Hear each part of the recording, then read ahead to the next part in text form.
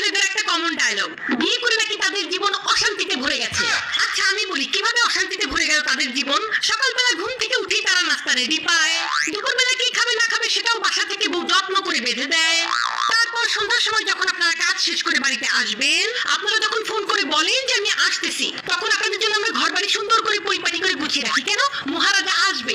তারপরে আপনি রাতে কি খাবেন না খাবেন সেটা জিজ্ঞাসা করে টাটকা টাটকা রাতের খাবার আপনাকে আমরা রেডি করে দিয়ে, তারপর রাতের বেলা আপনি ঘুমাতে যাবেন, আপনার যে বিছানাটা সুন্দর করে বিছানা ঝাড়ু দিয়ে গুছিয়ে আপনাকে ঘুমানোর জন্য রেডি করে দেয় কে?